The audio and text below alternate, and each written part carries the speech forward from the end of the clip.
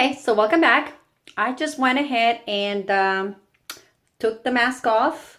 It's still a little bit damp. I think I still has a lot of a little bit of product left, but I didn't want to risk it.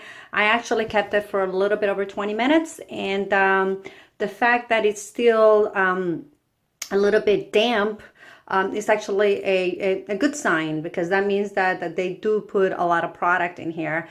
If after 20 minutes it's still like this. And what I like to do is when it's if there's any product left like this, I will continue to just rub it and spread it in other parts of my body. Sometimes I do it on my my arms. I originally I took the leftover product that was in the bag itself, and I went ahead and put it on my wrists, and I put some in my neck as well, and my lower part of my neck here.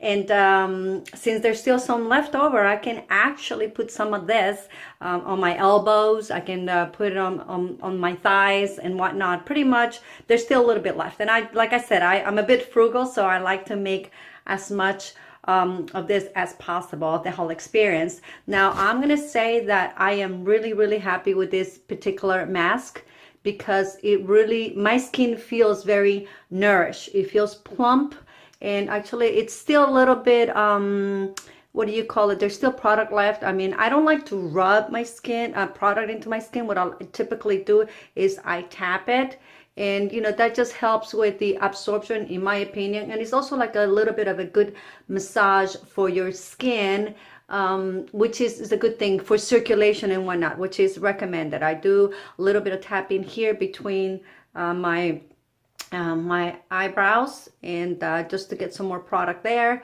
And overall, I can feel that it's absorbing. Now, like I said before, I'm not going to put makeup on probably 15-20 minutes from now, if I put any makeup on. Sometimes when I do this mask, if my skin feels fine, looks fine, I just skip the makeup. And if I don't have to go anywhere, I mean, if I'm just going to be around the house or running errands and whatnot, but if I have something important like a meeting or an event, then I will go ahead and put on the makeup. But going back to how this mask feels, I definitely give it a thumbs up. I would say that it rates it one of the top masks that I have done in the past.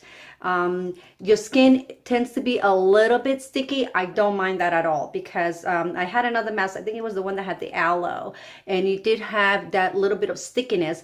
But as time went by, all of that got absorbed into my skin, and actually the next day, my skin felt so plump and moist, and my wrinkles, the wrinkles that I have right over here and my laughing lines, they were diminished. Like I'm always looking at my skin when I use a new product, just to see the before and after. I don't tend to document that, but I mean, for myself, I like to see that, because I know this is a determination of whether I'm gonna buy the product again or continue to use the product. So I'm always very critical. Every time I try a new product, I'm always looking at my skin to see, did it react? Did it change? Did it do something?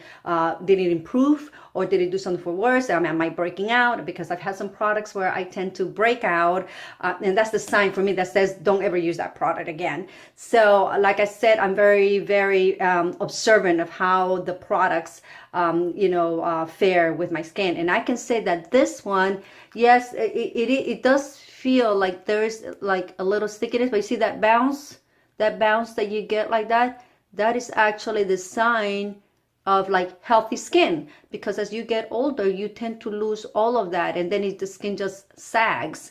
So the fact that you can see the bounce like that, that's actually a good thing. It means that it really did a good job about moisturizing your skin.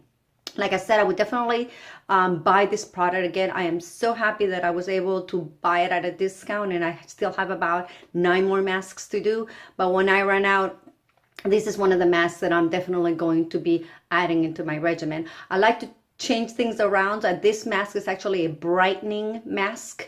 It means that it's supposed to not only moisturize but also brighten your skin. So I can feel that it definitely did something to my skin. When I woke up this morning, was feeling really tired, and even though I always go through my beauty regimen about 4 steps. I think my regimen is about 4 or 5 steps, depending on how my skin is feeling. Sometimes I don't want to over treat it by putting too many products on my face, but this was a nice pick me up. This, like I said, the skin feels nice despite the little bit of stickiness.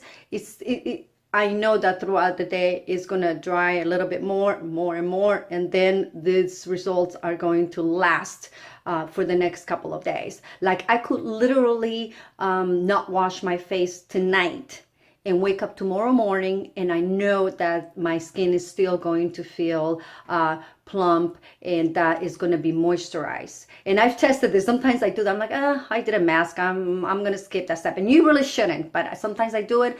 And the sign of a good mask is when that happens, when you can skip your evening routine and wake up the next morning and your skin still feels great. And I can tell that this one is going to have that kind of feel just because of how it feels right now. And like I said, there was no stinging in the eyes.